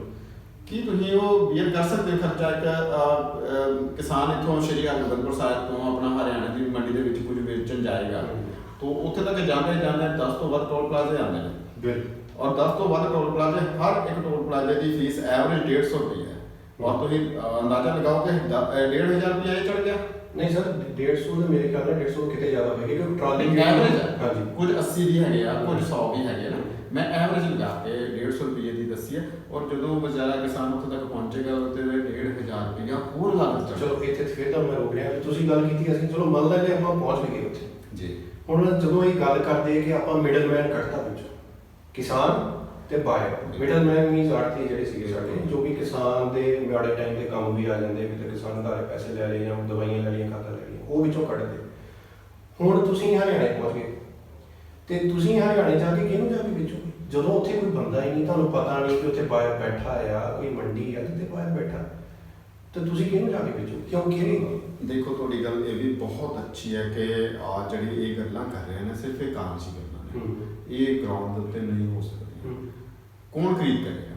ਅਗਰ ਪ੍ਰਾਈਵੇਟ ਮੰਡੀ ਹੈ, ਪ੍ਰਾਈਵੇਟ ਖਰੀਦਦਾਰ ਹੈ, ਜਦ ਮੰਨ ਲਓ ਅੰਬਾਨੀ ਗਰੁੱਪ ਖਰੀਦਦਾ ਹੈ ਜਾਂ ਫਿਰ ਅਡਾਨੀ ਗਰੁੱਪ ਖਰੀਦਦਾ ਹੈ, ਤਾਂ ਉਹ ਆਪ ਆਣ ਕੇ ਖਰੀਦਣਗੇ, ਉਹ ਵੀ ਆੜਤੀ ਦੇ ਥਰੂ ਹੀ ਖਰੀਦਣਗੇ, ਜਾਂ ਫਿਰ ਉਹਨਾਂ ਦੇ ਜੋ ਵਿਚੋਲੇ ਬੈਠੇ ਨੇ ਮੰਡੀਆਂ ਦੇ ਵਿੱਚ ਉਹ ਖਰੀਦਣਗੇ। ਔਰ ਉਹ ਵਿਚੋਲਿਆਂ ਤੇ ਕੀ ਅਸੀਂ ਯਕੀਨ ਕਰ ਸਕਦੇ ਹਾਂ ਵੀ ਉਹ ਇੱਥੋਂ ਕਿਸਾਨ ਗਿਆ ਹੈ ਸ਼੍ਰੀ ਹਰਿਮੰਦਰ ਸਾਹਿਬ ਤੋਂ, ਉੱਥੇ ਲੈ ਕੇ ਇੰਨਾ ਤੇਲ ਖਰਚ ਕੇ ਕਿ ਉਹ ਉਹਦੀ ਫਸਲ ਦੇ ਵਿੱਚ ਇੱਥੇ ਤੇ ਜਦੋਂ MSP ਸੀ ਉਸ ਵਕਤ ਕਿਸਾਨ ਦੀ ਫਸਲ ਦਾ ਜੋ ਮੋਇਸਚਰ ਹੈ, ਜਿਹੜਾ ਅਸੀਂ ਕਹਿ ਦਿੰਦੇ ਨਮੀ ਕਹਿ ਦਿੰਦੇ ਜਿਹਨੂੰ, ਉਹਦੇ ਵਾਸਤੇ ਵੀ ਕਹਿ ਦਿੰਦੇ ਜੀ ਤੇਰਾ ਮੋਇਸਚਰ ਵੱਧਦਾ ਤੇ ਇੱਕ ਬਹਾਨਾ ਮਤਲਬ ਹਾਸਿਲ ਰੱਖਿਆ ਹੋਇਆ। ਉਹ ਹਰਾਸਮੈਂਟ ਕੀ ਉੱਥੇ ਨਹੀਂ ਹੋਏਗੀ? ਬਿਲਕੁਲ ਹੋਏਗੀ। ਉਹ ਚੀਜ਼ ਦੇ ਉੱਤੇ ਜਦੋਂ ਕਿਸਾਨ ਏਡੀ ਦੂਰ ਚਲੇ ਗਿਆ ਪੈਣਾ ਤੈਅ ਕਰਕੇ, ਤੇ ਫਿਰ ਉਹਨੂੰ ਮਜਬੂਰੀ ਬਸ ਆਪਣੀ ਉਹ ਫਸਲ ਜਿਹੜੀ ਹੈ ਸਸਤੇ ਭਾਅ ਵੇਚਣੀ ਪੈਂਦੀ ਹੈ। ਉਹ ਪੰਜਾਬ 'ਚ ਵੀ ਹੁੰਦਾ, ਅੱਜ ਵੀ ਹੁੰਦਾ, ਅੱਜ ਤੋਂ 10 ਸਾਲ ਪਹਿਲਾਂ ਵੀ ਹੁੰਦਾ ਸੀ। ਤੇ ਜਿਹੜਾ ਇਹ ਮੌਜੂਦਾ ਸਿਸਟਮ ਹੈ APMC, ਹਾਂਜੀ, ਇਹ APMC ਜਿਹੜਾ 60 ਦੇ ਦਹਾਕੇ 'ਚ ਜਿਹੜਾ ਲੱਗਾ ਹੈ ਗ੍ਰੀਨ ਰੈਵੋਲੂਸ਼ਨ ਤੋਂ ਬਾਅਦ ਪੰਜਾਬ, ਮੇਨਲੀ ਇਹ ਪੰਜਾਬ, ਹਰਿਆਣਾ, ਵੈਸਟਰਨ UP, ਇਹਦੇ ਵਿੱਚ ਕੁਝ ਖਾਮੀਆਂ ਹੋ ਸਕਦੀਆਂ, ਪਰ ਇਹ ਸਿਸਟਮ ਬੜਾ ਵਧੀਆ ਇਹਨਾਂ ਤਿੰਨਾਂ ਸਟੇਟਾਂ ਦੇ ਵਿੱਚ। MSP ਲੱਗੀ ਹੋਈ ਹੈ, ਚਲੋ 3 ਫਸਲਾਂ ਤੇ ਹੈਗੀ ਆ, ਕਿਸਾਨਾਂ ਨੂੰ ਜਾਂਦੇ ਆ 15-20 ਦਿਨ ਬਾਅਦ ਕਣਕ ਦੀ ਪੇਮੈਂਟ ਹੋ ਜਾਂਦੀ, ਝੋਨੇ ਦੀ ਥੋੜੀ ਲੇਟ ਹੁੰਦੀ ਹੈ। ਇਹਦੀਆਂ ਖਾਮੀਆਂ ਜਿਹੜੀਆਂ ਉਹਨਾਂ ਨੂੰ ਦੂਰ ਕਰਨਾ ਚਾਹੀਦਾ ਸੀਗਾ, ਨਾ ਕਿ ਇਹਨੂੰ ਡਿਸਮੈਂਟਲ ਹੀ ਕਰ ਦੇਣਾ ਚਾਹੀਦਾ। ਬਿਲਕੁਲ ਜੀ, ਇਹ ਬਿਲਕੁਲ ਨਵਾਂ ਕਾਨੂੰਨ ਲੈ ਆਉਂਦਾ ਜਿਹਦੇ ਕੋਈ ਪੁੱਛ ਪੜਤਾਲ ਹੀ ਨਹੀਂ ਹੈ। ਦੇਖੋ, ਨਾ ਤਾਂ ਕਿਸਾਨਾਂ ਤੋਂ ਪੁੱਛਿਆ ਗਿਆ, ਜਦੋਂ ਕਿ ਇੱਕ ਜਿਹੜੀ ਸੈਂਟਰਲ ਗਵਰਨਮੈਂਟ ਹੁੰਦੀ ਆ ਉਹ ਵੀ ਪਾਵਰਫੁਲ ਹੁੰਦੀ ਆ, ਉਹਦੇ ਕੋਲ ਪੂਰੀ ਪਾਵਰ ਹੁੰਦੀ ਹੈ, DC ਉਹਦੇ ਅੰਡਰ ਕੰਮ ਕਰਦੇ ਨੇ, ਔਰ ਨੀਚੇ ਵਾਲਾ ਸਾਰਾ ਜੋ ਸਟਰਕਚਰ ਹੈ ਉਹਦਾ ਅੰਡਰ ਕੰਮ ਕਰ ਰਿਹਾ ਹੁੰਦਾ ਹੈ। ਜੋ ਸਿਸਟਮ ਹੈ ਉਹਨੂੰ ਪਹਿਲਾਂ ਕਿਸਾਨਾਂ ਤੱਕ ਪਹੁੰਚ ਕਰਨੀ ਚਾਹੀਦੀ ਸੀ, ਕਿਸਾਨਾਂ ਤੋਂ ਪੁੱਛਣਾ ਚਾਹੀਦਾ ਸੀਗਾ ਕਿ ਹਾਂ ਦੱਸੋ ਤੁਸੀਂ ਕੀ ਚਾਹੁੰਦੇ ਹੋ, ਬਟ ਕਿਸਾਨਾਂ ਨੂੰ ਪੁੱਛੇ ਬਿਨਾਂ ਇਹ ਸਭ ਕੁਝ ਲਾਗੂ ਕੀਤਾ ਗਿਆ, ਔਰ ਲਾਗੂ ਜਿਸ ਤਰੀਕੇ ਨਾਲ ਕੀਤਾ ਗਿਆ ਹੈ। ਔਰ ਮੈਂ ਸਭ ਤੋਂ ਵੱਡੀ ਗੱਲ ਤੁਹਾਨੂੰ ਦੱਸ ਦਿਆਂ ਵੀ ਆਰਡੀਨੈਂਸ ਕਿਦੋਂ ਲੈਂਦੇ ਜਾਂਦੇ ਆ। ਆਰਡੀਨੈਂਸ ਤਿੰਨ ਆਰਡੀਨੈਂਸ ਹੈ। ਇਹ ਆਰਡੀਨੈਂਸ ਉਸ ਟਾਈਮ ਲੈਂਦੇ ਜਾਂਦੇ ਆ ਜਦੋਂ ਦੇਸ਼ ਦੇ ਵਿੱਚ ਪਹਿਲੀ ਗੱਲ ਕੋਈ ਸਿਵਲ ਵਾਰ ਸ਼ੁਰੂ ਹੋ ਜਾਏ, ਔਰ ਜੋ ਇੰਟਰਨਲ ਕਹਿ ਸਕਦੇ हैं ਜਾਂ ਐਕਸਟਰਨਲ ਕਿਸੇ ਨੇ ਹਮਲਾ ਕਰ ਦਿੱਤਾ, ਕੋਈ ਥ੍ਰੈਟ ਆਇਆ, ਠੀਕ ਹੈ, ਕੋਈ ਥ੍ਰੈਟ ਆ ਗਿਆ ਹੈ, ਤਾਂ ਉਸ ਟਾਈਮ ਤੇ ਆਰਡੀਨੈਂਸ ਪਾਸ ਕੀਤੇ ਜਾਂਦੇ ਆ। ਤੁਹਾਨੂੰ ਲੱਗਦਾ ਕਿ 2020 ਦੇ ਵਿੱਚ ਕੋਈ ਪ੍ਰੋਬਲਮ ਸੀ? ਕੋਈ ਵੀ ਨਹੀਂ ਸੀ, ਕੋਈ ਇਸ਼ੂ ਵੀ ਨਹੀਂ ਸੀ। ਇਸ ਉੱਤੇ ਪੂਰੀ ਜੋ ਬਹਿਸ ਹੋਣੀ ਚਾਹੀਦੀ ਸੀ ਲੋਕ ਸਭਾ 'ਚ, ਰਾਜ ਸਭਾ 'ਚ, ਫਿਰ ਆਰਡੀਨੈਂਸ ਜਿਹੜੇ ਪਾਸ ਕੀਤੇ ਜਾਣੇ ਚਾਹੀਦੇ, ਪਰ ਬਹਿਸ ਕਿਤੇ ਨਹੀਂ। ਹੁਣ ਤੁਸੀਂ ਐਡਵੋਕੇਟ ਵੀ ਹੋ, ਤੁਸੀਂ ਜ਼ਿਆਦਾ ਬਰੀਕੀਆਂ ਨਾਲ ਜਾਣਦੇ ਹੋ, ਅਸੀਂ ਤਾਂ ਚਲੋ ਇੱਕ ਲੇਮੈਨ ਹੀ। ਹੁਣ ਜਿਸ ਤਰ੍ਹਾਂ ਸਾਨੂੰ ਪਤਾ ਹੈ ਕਿ BJP ਦੀ ਲੋਕ ਸਭਾ 'ਚ ਮੈਜੋਰਟੀ ਕਲੀਅਰ, ਠੀਕ ਹੈ, ਲੋਕ ਸਭਾ 'ਚ ਪਾਸ ਹੋ ਗਿਆ। ਰਾਜ ਸਭਾ 'ਚ ਜਦੋਂ ਇਹ ਬਿੱਲ ਆਇਆ, ਇਹ ਆਰਡੀਨੈਂਸ ਲੈ ਕੇ ਆਏ ਆ, ਤੇ ਡੈਮੋਕ੍ਰੇਸੀ ਦਾ ਇੱਕ ਬੜਾ ਇੰਪੋਰਟੈਂਟ ਹਿੱਸਾ ਹੈ ਆਪੋਜੀਸ਼ਨ। ਹੁਣ ਤੁਸੀਂ ਜਦੋਂ ਰਾਜ ਸਭਾ 'ਚ ਸਾਰਿਆਂ ਨੂੰ ਪਤਾ BJP ਦੀ ਬਹੁਮਤ ਨਹੀਂ ਹੈ, ਮੈਜੋਰਟੀ ਨਹੀਂ ਹੈ, ਤੇ ਰਾਜ ਸਭਾ ਦੇ ਵਿੱਚ ਜਿਸ ਤਰ੍ਹਾਂ ਇਹ ਕਾਨੂੰਨ ਜਿਹੜਾ ਇਹਨੂੰ ਪਾਸ ਕੀਤਾ ਇਹਨਾਂ ਨੇ voice vote through, voice vote ਉੱਥੇ ਹੀ ਹੁੰਦੀ ਹੈ, ਤੁਸੀਂ ਜ਼ਿਆਦਾ ਜਾਣਦੇ ਹੋ ਕਿ ਜਿੱਥੇ ਪਤਾ ਹੈ ਕਿ 90% 80% ਜਿਹੜਾ ਉਹ ਮੈਜੋਰਟੀ ਦੇ ਹੱਕ 'ਚ ਉੱਥੇ ਵਾਇਸ ਵੋਟ ਹੁੰਦੀ ਹੈ। ਵਾਇਸ ਵੋਟ ਦੇ ਥਰੂ ਇਹਨੂੰ ਕਰਵਾ ਕੇ, ਤੇ ਜਦੋਂ ਆਪੋਜੀਸ਼ਨ ਵਾਲਿਆਂ ਨੇ ਇਹ, ਕਿਉਂਕਿ ਇਹ ਕਾਨੂੰਨੀ ਅਧਿਕਾਰ ਹੈ ਕਿ ਜਿਹੜਾ ਆਪੋਜੀਸ਼ਨ ਦਾ ਇੱਕ MP ਵੀ ਜੇ ਰਾਜ ਸਭਾ 'ਚ ਕਹਿ ਦਿੰਦਾ ਉਹਨੂੰ ਸਪੀਕਰ ਨੂੰ ਕਿ ਅਸੀਂ ਇਹ ਮਨਜ਼ੂਰ ਨਹੀਂ ਹੈ, ਤੁਸੀਂ ਜਿਹੜੀ ਆ ਡਿਵੀਜ਼ਨ ਵੋਟਿੰਗ ਕਰਵਾਓ। ਉਹ ਕੁਝ MP ਸੀਗੇ ਜਿਨ੍ਹਾਂ ਦੀ ਆਵਾਜ਼ ਚੁੱਕੀ ਆ, ਤੇ ਉਹ ਉਹਨਾਂ ਦੀ ਆਵਾਜ਼ ਨੂੰ ਅਣਸੁਣਿਆ ਕਰਕੇ ਵਾਇਸ ਵੋਟਿੰਗ ਦੇ ਥਰੂ ਇਹਨੂੰ ਪਾਸ ਕਰਵਾਤਾ। ਇਹ ਕਿਸ ਤਰ੍ਹਾਂ ਦਾ ਜਿਹੜਾ ਆਪਾਂ ਡੈਮੋਕ੍ਰੇਸੀ ਦੇਖ ਰਹੇ ਹਾਂ BJP ਦੇ ਰਾਜ 'ਚ? ਦੇਖੋ, ਜਦੋਂ ਦੀ BJP ਸਰਕਾਰ ਆਈ ਹੈ 2014 ਤੋਂ ਹੁਣ ਤੱਕ ਮੈਨੂੰ ਤਾਂ ਕੁਛ ਇਹੋ ਜਿਹਾ ਡੈਮੋਕ੍ਰੇਸੀ ਦੀ ਗੱਲ ਨਹੀਂ ਲੱਗਦੀ। ਔਰ ਆਏ ਦਿਨ ਲੋਕ ਨਵੇਂ ਕਾਨੂੰਨ ਪਾਸ ਕਰਦੇ ਨੇ ਜਿਹਦੇ ਵਿੱਚ ਇਹੀ ਚੀਜ਼ ਆਉਂਦੀ ਹੈ ਕਿ ਡੈਮੋਕ੍ਰੇਸੀ ਨਾਮ ਦੀ ਜਿਹੜੀ ਇੱਕ ਸਾਡੇ ਵਰਡ ਹੈ ਨਾ, ਉਹਨੂੰ ਖਤਮ ਕੀਤਾ ਜਾ ਰਿਹਾ। ਔਰ BJP ਤੋਂ ਅਸੀਂ ਡੈਮੋਕ੍ਰੇਸੀ ਦੀ ਉਮੀਦ ਨਹੀਂ ਰੱਖ ਸਕਦੇ, ਕਿਉਂਕਿ ਜਿਸ ਤਰੀਕੇ ਨਾਲ ਉਹ ਚੱਲ ਰਹੀ ਹੈ, ਜਿਸ ਤਰੀਕੇ ਨਾਲ ਕਿਸਾਨ ਇੰਨੇ ਚਿਰ ਦੇ ਉੱਥੇ ਬੈਠੇ ਆ ਕਿ ਡੈਮੋਕ੍ਰੇਟ ਸਟੇਟ ਹੁੰਦੀ, ਡੈਮੋਕ੍ਰੈਟਿਕ ਕੋਈ ਅੱਛਾ ਲੀਡਰ ਹੁੰਦਾ ਤਾਂ ਉਹ ਉਹਨਾਂ ਕਿਸਾਨਾਂ ਦੀ ਸੁਣਦਾ, ਔਰ ਆ ਕੇ ਉਹਨਾਂ ਦੇ ਵਿੱਚ ਬੈਠਦਾ, ਔਰ ਉਹਨਾਂ ਨੂੰ ਕਹਿੰਦਾ ਕਿ ਠੀਕ ਹੈ, ਮੈਂ ਤੁਹਾਡੇ ਨਾਲ ਹਾਂ, ਜੇ ਤੁਹਾਨੂੰ ਇਹ ਕਾਨੂੰਨ ਅੱਛੇ ਨਹੀਂ ਲੱਗਦੇ ਤਾਂ ਮੈਂ 3 ਕੰਪਨੀਆਂ ਨੂੰ ਖੁਸ਼ ਕਰਨ ਦੀ ਬਜਾਏ ਮੈਂ ਆਪਣੇ ਲੱਖਾਂ ਲੋਕਾਂ ਨੂੰ ਕਿਉਂ ਨਾਰਾਜ਼ ਕਰਨਾ। ਹੈਰਾਨੀ ਵਾਲੀ ਗੱਲ ਇੱਥੇ ਇਹ ਹੁੰਦੀ ਹੈ ਕਿ ਜਿਹੜੇ ਇਹ ਤਿੰਨ ਕੰਪਨੀਆਂ ਨੇ, ਅਡਾਨੀ, ਅੰਬਾਨੀ ਐਂਡ ਅਦਰ ਕੰਪਨੀਆਂ ਜੋ ਛੋਟੀਆਂ ਨੇ, ਉਹ ਸਾਰੀਆਂ ਮਿਲ ਕੇ ਜੋ ਫੰਡਿੰਗ ਕਰਦੀਆਂ ਨੇ ਬੀਜੇਪੀ ਨੂੰ, ਇਸੇ ਸਿਲਸਿਲੇ ਕਰਕੇ ਹੀ ਉਹ ਬੀਜੇਪੀ ਵਾਲੇ ਕੋਈ ਵੀ ਲੀਡਰ ਜਿਹੜਾ ਹੈ ਉਹ ਆਮ ਪਬਲਿਕ ਦੇ ਹੱਕ ਦੇ ਵਿੱਚ ਨਹੀਂ ਬੋਲ ਰਿਹਾ, ਕਿਸਾਨਾਂ ਦੇ ਹੱਕ 'ਚ ਨਹੀਂ ਬੋਲ ਰਿਹਾ। ਔਰ ਅਗਰ ਅਸੀਂ ਲੋਕ ਸਭਾ ਦੀ ਗੱਲ ਕਰੀਏ ਤਾਂ ਉੱਥੇ ਉਹਨਾਂ ਕੋਲ ਮੈਜੋਰਟੀ ਹੈ, ਸਾਰੇ ਜਾਣਦੇ ਹਾਂ। ਰਾਜ ਸਭਾ ਦੀ ਗੱਲ ਕਰੀਏ ਤਾਂ ਉੱਥੇ ਮੈਜੋਰਟੀ ਨਹੀਂ ਹੈ। ਔਰ ਫਿਰ ਵੀ ਅਗਰ ਕਾਨੂੰਨ ਪਬਲਿਕ ਨੂੰ ਪਸੰਦ ਨਹੀਂ ਆ, ਕਿਸਾਨਾਂ ਨੂੰ ਪਸੰਦ ਨਹੀਂ ਆ, ਤੇ ਤੁਹਾਨੂੰ ਪਬਲਿਕ ਨੇ ਚੁਣ ਕੇ ਭੇਜਿਆ ਹੈ। ਉਹ ਜੇ ਅਮੈਂਡਮੈਂਟ ਕਰਨ ਦਾ ਇੱਕ ਜਦੋਂ ਜ਼ਰੀਆ ਹੈਗਾ, ਅਮੈਂਡਮੈਂਟ ਹੋ ਸਕਦੀ ਹੈ। ਤੁਸੀਂ ਆਪ ਦੇਖੋ ਕਿ ਡੈਮੋਕ੍ਰੈਟਿਕ ਜਾਂ ਕਿ ਡੈਮੋਕ੍ਰੇਸੀ ਨੂੰ ਤਬਾਹ ਕਰਨ ਵਾਸਤੇ ਤੁਹਾਨੂੰ ਇੱਕ ਜਿਹੜਾ ਜਸਟਿਸ ਲੈਣ ਵਾਸਤੇ ਕੋਰਟ 'ਚ ਨਹੀਂ ਤੁਸੀਂ ਜਾ ਸਕਦੇ। ਕਿੱਡੀ ਵੱਡੀ ਗਲਤੀ, ਕਿੱਡਾ ਵੱਡਾ ਇਹ ਤਾਂ ਹੱਥ ਬੰਨ ਕੇ ਰੱਖ ਤੇ ਵੀ ਤੁਹਾਨੂੰ ਇਸ ਤਰੀਕੇ ਨਾਲ ਜਕੜ ਦਿੱਤਾ ਗਿਆ ਕਿ ਤੁਸੀਂ ਕੁਝ ਨਹੀਂ ਕਰ ਸਕਦੇ, ਬਸ ਤੜਫਦੇ ਰਹੋ, ਤੁਸੀਂ ਕੁਝ ਨਹੀਂ ਕਰ ਸਕਦੇ। ਬੜਾ ਧੰਨਵਾਦ ਹੈ। ਹੁਣ ਜਿਹੜਾ ਕੁਝ ਵਿਸ਼ੇ ਹੈ ਜਿਹੜੇ ਪੰਜਾਬ ਦੇ ਮੌਜੂਦਾ ਹੈਗੇ ਆ, ਚਾਹੇ ਐਜੂਕੇਸ਼ਨ ਆ ਜਾਂ ਹੈਲਥ ਆ ਜਾਂ ਨੌਕਰੀਆਂ ਦਾ ਸਵਾਲ ਆ, ਉਹਦੇ ਬਾਰੇ ਗੱਲਬਾਤ ਕਰਾਂਗੇ ਮੇਰੇ ਸਹਿਯੋਗੀ ਜਸਵੀਰ ਸਿੰਘ ਜੀ ਦਾ। ਬਹੁਤ ਬਹੁਤ ਧੰਨਵਾਦ ਜੀ। ਹਾਂਜੀ ਸਰ, ਸਭ ਤੋਂ ਪਹਿਲੇ ਤੇ ਜਿਹੜੀ ਅਪਕਮਿੰਗ ਇਲੈਕਸ਼ਨ ਆ ਰਹੀ ਹੈ ਜੀ, ਉਹਦੇ ਬਾਰੇ ਆਮ ਆਦਮੀ ਪਾਰਟੀ ਦਾ ਕੀ ਸਟੈਂਡ ਹੈ, ਕਿ ਏਜੰਡਿਆਂ ਦੇ ਉੱਪਰ ਇਲੈਕਸ਼ਨ ਲੜੀ ਜਾ ਰਹੀ ਹੈ? ਸਭ ਤੋਂ ਪਹਿਲਾਂ ਤੋਂ ਮੈਂ ਤੁਹਾਨੂੰ ਇਹ ਦੱਸਾਂਗਾ ਕਿ ਜੋ ਸਾਡੀ 21 ਦੇ ਵਿੱਚ 22 ਦੇ ਵਿੱਚ ਨਹੀਂ 21 ਮਾਰਚ ਨੂੰ ਜੋ ਰੈਲੀ ਹੋਈ ਹੈ ਕਿਸਾਨ ਮਹਾਸਭਾ ਜੀ, ਉਹਦੇ ਵਿੱਚ ਅਰਵਿੰਦ ਕੇਜਰੀਵਾਲ ਜੀ ਨੇ ਦੋ ਤਿੰਨ ਚੀਜ਼ਾਂ ਦੇ ਉੱਤੇ ਬਹੁਤ ਧਿਆਨ ਦਿੱਤਾ ਹੈ। ਇੱਕ ਤੋਂ ਪਬਲਿਕ ਨੂੰ ਕਹਿ ਦਿੱਤਾ ਹੈ, ਜਿਹੜੇ ਨੌਜਵਾਨਾਂ ਨੂੰ ਕੈਪਟਨ ਅਮਰਿੰਦਰ ਨੇ ਚਾਂਸਾ ਦਿੱਤਾ ਸੀ ਪਿਛਲੀ ਵਾਰ ਕਿ ਤੁਸੀਂ ਰੋਜ਼ਗਾਰ ਕਾਰਡ ਦਿੱਤਾ ਸੀਗਾ, ਤੁਸੀਂ ਦੇਖਿਆ ਹੋਵੇਗਾ। ਤੋ ਅਰਵਿੰਦ ਜੀ ਨੇ ਅਨਾਉਂਸ ਕਰ ਦਿੱਤਾ ਕਿ ਉਹ ਕਾਰਡ ਸੰਭਾਲ ਕੇ ਰੱਖਿਓ। ਹਾਂਜੀ, ਮੈਂ ਆਪਣੀ ਆਮ ਆਦਮੀ ਪਾਰਟੀ ਜਦੋਂ ਵੀ ਸਾਡੀ ਸਰਕਾਰ ਪੰਜਾਬ ਚ ਆਉਂਦੀ ਆ, ਮੈਂ ਇਹਨਾਂ ਕੋਲੋਂ, ਇੱਥੋਂ ਦੇ ਸੀਐਮ ਕੋਲੋਂ, ਪੰਜਾਬ ਦੇ ਸੀਐਮ ਕੋ ਉਸੇ ਕਾਰਡ ਦੇ ਉੱਤੇ ਤੁਹਾਨੂੰ ਨੌਕਰੀ ਦੇਵਾਂਗਾ। ਇੱਕ ਇਹ ਚੀਜ਼ ਉਹਨਾਂ ਨੇ ਕਲੀਅਰ ਕੱਟ ਕਰ ਦਿੱਤੀ ਜੀ। ਔਰ ਮੇਰੇ ਖਿਆਲ ਨਾਲ ਹੁਣ ਨੌਜਵਾਨ ਤੋਂ ਸਾਰੇ ਕਾਰਡ ਲੱਭਦੇ ਹੋਣੇ ਆਪਣੇ, ਕਈਆਂ ਨੇ ਤੇ ਗਵਾ ਦਿੱਤੇ ਕਿ ਰੋਜ਼ਗਾਰ ਤੋਂ ਮਿਲਣਾ ਨਹੀਂ, ਕਈਆਂ ਨੂੰ ਲੱਭਣ ਦੀ ਕੋਸ਼ਿਸ਼ ਕਰਦੇ। ਬਿਲਕੁਲ। ਤੋ ਦੂਸਰੀ ਗੱਲ ਜੋ ਤੁਸੀਂ ਕਹੀ ਕਿ ਕਿਹੜਾ ਮੁੱਦਾ ਹੈ, ਸਾਡਾ ਆਮ ਆਦਮੀ ਪਾਰਟੀ ਦੇ ਤਿੰਨ ਮੁੱਦੇ ਬਹੁਤ ਅਹਿਮ ਨੇ ਜੀ। ਇੱਕ ਤੋਂ ਸਿਹਤ ਜੀ, ਇੱਕ ਐਜੂਕੇਸ਼ਨ ਹਾਂਜੀ, ਔਰ ਇੱਕ ਬੁਢੇਪਾ। ਠੀਕ ਹੈ ਜੀ। ਅਸੀਂ ਇਹ ਤਿੰਨੇ ਮੁੱਦਿਆਂ ਉੱਤੇ ਜ਼ਿਆਦਾ ਜੋ ਹੈ ਫੋਕਸ ਕਰ ਰਹੇ ਹਾਂ। ਕਿਸਾਨੀ ਦਾ ਮੁੱਦਾ ਤਾਂ ਇੱਕ ਹੈ ਹੀ ਹੈ। ਹਾਂਜੀ ਹਾਂਜੀ, ਕਿਸਾਨੀ ਦਾ ਮੁੱਦਾ ਤਾਂ ਸਾਡੇ ਦੀ ਸਭ ਤੋਂ ਉੱਪਰਲੇ ਲੈਵਲ ਤੇ ਕਹਿ ਸਕਦੇ ਹੋ। ਔਰ ਉਸ ਤੋਂ ਬਾਅਦ ਸਾਡਾ ਸਿਹਤ ਦਾ ਆਉਂਦਾ, ਹਾਂਜੀ, ਫਿਰ ਉਸ ਤੋਂ ਬਾਅਦ ਸਾਡਾ ਐਜੂਕੇਸ਼ਨ ਦਾ ਆਉਂਦਾ ਜੀ। ਔਰ ਸਾਡੇ ਬਜ਼ੁਰਗ, ਕਿਉਂਕਿ ਇੱਕ ਵਕਾਲਤ ਦੇ ਵਿੱਚ ਹੋਣ ਦੇ ਨਾਤੇ ਮੈਨੂੰ ਕਈ ਫੇਸ ਕਰਨਾ ਪੈਂਦਾ ਕਿ ਬਜ਼ੁਰਗਾਂ ਨੂੰ ਕਈ ਬਜ਼ੁਰਗ ਸ਼ਿਕਾਇਤ ਕਰਦੇ ਕਿ ਸਾਡੇ ਬੱਚੇ ਸਾਨੂੰ ਖਰਚਾ ਨਹੀਂ ਦਿੰਦੇ ਜਾਂ ਇੱਦਾਂ ਦੀਆਂ ਕੁਝ ਗੱਲਾਂ। ਹਾਂਜੀ, ਤੋ ਉਹਨਾਂ ਚੀਜ਼ਾਂ ਦੇ ਉੱਤੇ ਅਸੀਂ ਆਮ ਆਦਮੀ ਪਾਰਟੀ ਵੱਲੋਂ ਕੀ ਹੋ ਰਿਹਾ ਆਉਣ ਵਾਲੇ ਟਾਈਮ 'ਚ ਜਦੋਂ ਸਾਡੀ ਸਰਕਾਰ ਆ ਗਈ ਸੱਤਾ 'ਚ ਪਹਿਲੇ ਦਿਨ, ਜਿਵੇਂ ਮਾਰਚ ਦੇ ਵਿੱਚ ਰਿਜ਼ਲਟ ਆਉਂਦਾ ਹੈ, 1 ਮਾਰਚ ਤੋਂ ਲੈ ਕੇ ਤੁਹਾਨੂੰ ਜੋ ਬਜ਼ੁਰਗ ਨੇ ਉਹਨਾਂ ਨੂੰ 2500 ਰੁਪਏ ਪੈਨਸ਼ਨ ਮਿਲਣੀ ਸ਼ੁਰੂ ਹੋ ਜਾਏਗੀ। ਠੀਕ ਹੈ ਜੀ। ਫਿਲਹਾਲ ਸਾਡੇ 750 ਰੁਪਏ ਚੱਲਦੀ ਹੈ। ਹਾਂਜੀ ਹਾਂਜੀ, ਅਸੀਂ 2500 ਰੁਪਏ ਦੇ ਸ਼ਾਇਦ 1500 ਕਰ ਦਿੱਤੀ ਹੈ ਪਰ ਮਿਲ ਨਹੀਂ। ਤੋ ਦਿੱਲੀ ਦੇ ਵਿੱਚ ਹੁਣ ਸਾਡੀ ਜਿਹੜੀ ਪੈਨਸ਼ਨ ਹੈ ਉਹ ਤਕਰੀਬਨ 3300 ਰੁਪਏ ਤੱਕ ਪਹੁੰਚ ਚੁੱਕੀ ਹੈ। ਸਭ ਤੋਂ ਵੱਡੀ ਗੱਲ ਨਹੀਂ ਸਰ, ਉਹ ਤੇ ਦਿੱਲੀ ਮਾਡਲ ਤਾਂ ਠੀਕ ਹੋ ਗਿਆ ਜੀ, ਬਟ ਤੁਸੀਂ ਹੁਣ ਦੇਖ ਰਹੇ ਕਿ ਸ਼੍ਰੋਮਣੀ ਅਕਾਲੀ ਦਲ ਨੇ ਆਪਣੇ ਕੈਂਡੀਡੇਟ ਡਿਕਲੇਅਰ ਕਰਨੇ ਸਟਾਰਟ ਕਰਤੇ ਹੈ। ਬਿਲਕੁਲ। ਆਮ ਆਦਮੀ ਪਾਰਟੀ ਦੇ ਵਿੱਚ ਪਿੱਛੇ ਰਹਿ ਰਹੀ, ਕਿਉਂਕਿ 2027 ਦੇ ਇਲੈਕਸ਼ਨ ਦੇ ਵਿੱਚ ਵੀ ਸਾਡਾ ਇੱਕ ਵੱਡਾ ਕਾਰਨ ਸੀਐਮ ਕੈਂਡੀਡੇਟ ਦਾ ਨਾਮ ਹੋਣਾ ਸੀ। ਜੀ ਜੀ। ਤੇ ਹੁਣ ਕਦੋਂ ਜਿਹੜੀ ਆਪਾਂ ਆਸ ਕਰ ਸਕਦੇ ਹਾਂ ਕਿ ਸੀਐਮ ਕੈਂਡੀਡੇਟ ਡਿਕਲੇਅਰ ਕੀਤਾ ਜਾਊਗਾ? ਦੇਖੋ ਪਾਰਟੀ ਇਸ ਉੱਤੇ ਬਹੁਤ ਧਿਆਨ ਦੇ ਰਹੀ ਹੈ ਔਰ ਆਉਣ ਵਾਲੇ ਟਾਈਮ 'ਚ ਬਹੁਤ ਜਲਦੀ ਤੁਹਾਨੂੰ ਸੀਐਮ ਦਾ ਕੈਂਡੀਡੇਟ ਮਿਲ ਜਾਏਗਾ। ਔਰ ਪਾਰਟੀ ਵੱਲੋਂ ਸਖਤ ਹਦਾਇਤਾਂ ਵੀ ਨੇ ਔਰ ਹਰ ਹਲਕੇ ਦੇ ਵਿੱਚ ਜੋ ਵੀ ਪਾਰਟੀ ਦੇ ਵਰਕਰ ਨੇ ਕੰਮ ਕਰ ਰਹੇ ਨੇ ਉਹਨਾਂ ਨੂੰ ਕੁਝ ਨੂੰ ਤਾਂ ਤਕਰੀਬਨ ਕਹਿ ਵੀ ਦਿੱਤਾ ਪਾਰਟੀ ਨੇ ਵੀ ਕੰਮ ਕਰੋ ਇਸ ਤਰੀਕੇ ਨਾਲ, ਔਰ ਉਹ ਕੰਮ ਕਰ ਰਹੇ ਨੇ ਅੱਜ ਕਹਿ ਸਕਦੇ ਹੋ ਹਲਕਾ ਇੰਚਾਰਜ ਦੇ ਤੌਰ ਤੇ ਜਾਂ ਫਿਰ ਹੋਰ ਕਿਸੇ ਡਿਊਟੀ ਦੇ ਉੱਤੇ ਉਹਨਾਂ ਨੂੰ ਹੀ ਟਿਕਟਾਂ ਮਿਲਣਗੀਆਂ। ਔਰ ਬਾਕੀ ਇਹ ਵੀ ਮੈਂ ਤੁਹਾਡੇ ਇਸ ਵੈਬ ਚੈਨਲ ਦੇ ਥਰੂ ਇੱਕ ਗੱਲ ਆਪਣੇ ਹਲਕਾ ਸ਼੍ਰੀ ਹਰਗੋਬਿੰਦਪੁਰ ਦੇ ਸਾਰੇ ਜਿੰਨੇ ਵੀ ਲੀਡਰ ਸਹਿਬਾਨ ਨੇ, ਸਰਪੰਚ ਨੇ, ਉਹਨਾਂ ਨੂੰ ਇੱਕ ਸੁਝਾਅ ਦਿੰਦਾ ਹੈ ਔਰ ਬੇਨਤੀ ਵੀ ਕਰਦਾ ਹੈ ਕਿ ਤੁਸੀਂ ਕਾਂਗਰਸ ਦੇ ਵਿੱਚ ਵੀ ਬਹੁਤ ਤਕਲੀਫਾਂ ਚੱਲੀਆਂ ਨੇ, ਅਕਾਲੀ ਦਲ ਦੇ ਟਾਈਮ 'ਚ ਵੀ ਬਹੁਤ ਤਕਲੀਫਾਂ ਚੱਲੀਆਂ ਨੇ।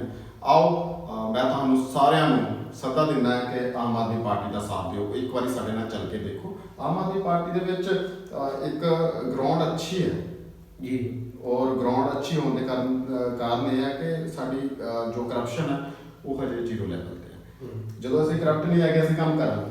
ਔਰ ਇਹਦੇ ਵਿੱਚ ਮੈਂ ਚਾਹੁੰਦਾ ਕਿ ਸਾਡਾ ਹਲਕਾ ਸ਼੍ਰੀ ਹਰਗੋਬਿੰਦਪੁਰ ਸਾਹਿਬ ਦੇ ਨਾਲ ਪੂਰਾ ਪੰਜਾਬ ਜਿਹੜਾ ਉਹ ਸਾਡਾ ਸਾਥ ਦੇਵੇ। ਜੀ ਸਰ, ਹੁਣ ਇੱਕ ਹੋਰ ਵੀ ਜਿਹੜਾ ਮਨਾਂ ਦੇ ਵਿੱਚ ਭੁਲੇਖਾ ਕਿ ਸ਼ਾਇਦ ਕੇਜਰੀਵਾਲ ਸਾਹਿਬ ਇੱਥੇ ਸੀਐਮ ਐਜ਼ ਸੀਐਮ ਆ ਸਕਦੇ ਆ, ਕਿਉਂਕਿ ਪਿਛਲੇ ਇਲੈਕਸ਼ਨ ਦੇ ਵਿੱਚ ਵੀ ਵਿਰੋਧੀਆਂ ਵੱਲੋਂ ਜਿਹੜੇ ਟਾਰਗੇਟ ਕੀਤਾ ਗਿਆ ਸੀ। ਨਹੀਂ ਜੀ, ਇਦਾਂ ਦੀ ਕੋਈ ਗੱਲ ਨਹੀਂ ਹੈ। ਸਾਡੇ ਪੰਜਾਬ ਦੇ ਵਿੱਚ ਇੱਕ 6 ਫੇਸ ਸੀ ਜੋ ਸੀਐਮ ਹੋਣਗੇ, ਔਰ ਉਹ ਪਾਰਟੀ ਜਲਦੀ ਤੋਂ ਜਲਦੀ ਜੋ ਹੈ ਉਹ ਡਿਕਲੇਅਰ ਕਰ ਦੇਗੀ।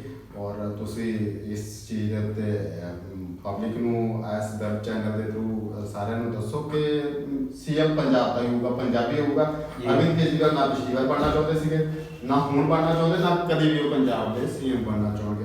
ਅਸੀਂ ਉਹਨਾਂ ਨੂੰ ਪੰਜਾਬ ਦਾ ਨਹੀਂ, ਪੂਰੇ ਦੇਸ਼ ਦਾ ਪ੍ਰਧਾਨ ਮੰਤਰੀ ਇੱਕ ਦੇਖ ਰਹੇ ਹਾਂ। ਉਹ ਪ੍ਰਧਾਨ ਮੰਤਰੀ ਦੇ ਚਿਹਰੇ ਨੇ, ਉਹ ਸੀਐਮ ਦੇ ਚਿਹਰੇ ਨਹੀਂ ਹੈਗੇ ਸਾਰੇ। ਤੇ ਸਰ ਜਿਹੜੇ ਹੁਣ ਪੈਰਾਸ਼ੂਟ ਕੈਂਡੀਡੇਟ ਆ ਜੀ, ਕੀ ਉਹ ਵੀ ਇਲੈਕਸ਼ਨ ਦੇ ਵਿੱਚ ਆਮ ਆਦਮੀ ਪਾਰਟੀ ਵੱਲੋਂ ਉਤਾਰੇ ਜਾਣਗੇ?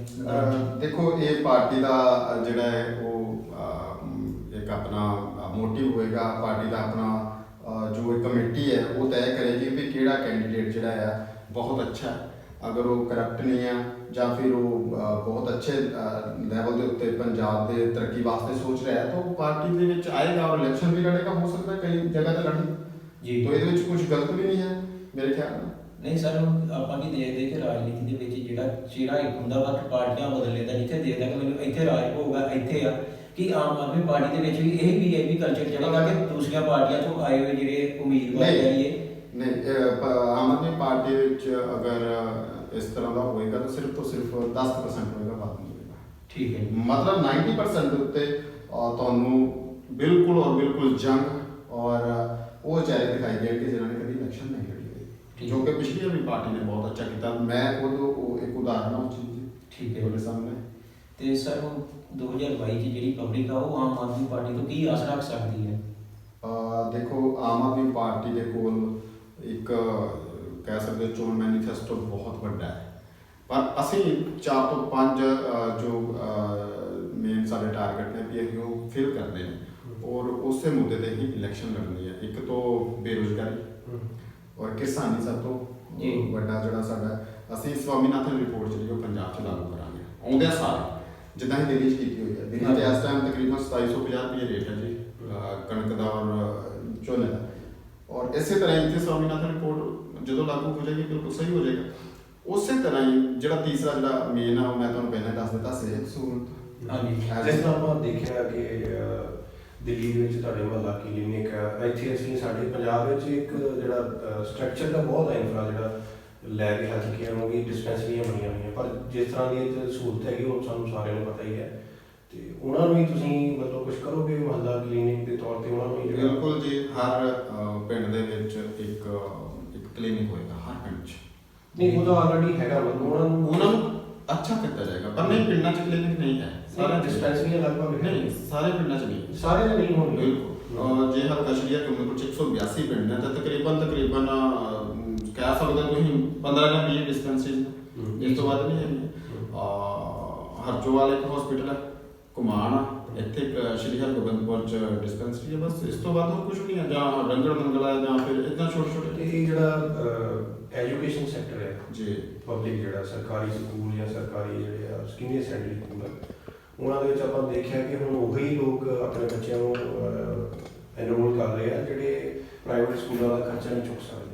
ਤੇ ਐਜੂਕੇਸ਼ਨ ਦੇ ਨਾਮ ਤੇ ਉੱਥੇ ਜਿਹੜੇ ਟੀਚਰ ਸਰਕਾਰੀ ਹੈ ਚਲੋ ਵੀ ਸਾਡੇ ਲੋਕਾਂ ਦੇ ਵਿੱਚੋਂ ਹੀ ਆ 70-80,000 ਲੈ ਕੇ ਪਏ, ਕਿਸ ਤਰ੍ਹਾਂ ਦੀ ਸਟੱਡੀ ਉਹ ਕਰਾ ਰਹੇ ਆ ਜਾਂ ਉਹਨਾਂ ਤੋਂ ਜਿਹੜੇ ਬੱਚੇ ਨਿਕਲ ਰਹੇ ਸਟੱਡੀ ਕਰਕੇ ਕੀ ਉਹਨਾਂ ਦਾ ਫਿਊਚਰ ਅਸੀਂ ਜਾਣਦੇ ਹਾਂ, ਉਹਦੇ ਬਾਰੇ ਕੁਝ ਦੇਖੋ ਸੁਧਾਰ ਇਸ ਚੀਜ਼ ਉੱਤੇ ਬਹੁਤ ਸੋਚ ਵਿਚਾਰ ਕਰਕੇ ਆਮ ਆਦਮੀ ਪਾਰਟੀ ਨੇ ਜਿੱਦਾਂ ਦਿੱਲੀ ਦੇ ਵਿੱਚ ਐਜੂਕੇਸ਼ਨ ਉੱਤੇ ਸੁਧਾਰ ਕੀਤਾ ਤੁਹਾਡੇ ਸਾਰਿਆਂ ਦੇ ਸਾਹਮਣੇ ਹੈ। ਬਿਲਕੁਲ ਪੰਜਾਬ ਦੇ ਵਿੱਚ ਉਸ ਲੈਵਲ ਦਾ ਸੁਧਾਰ ਹੋਵੇਗਾ।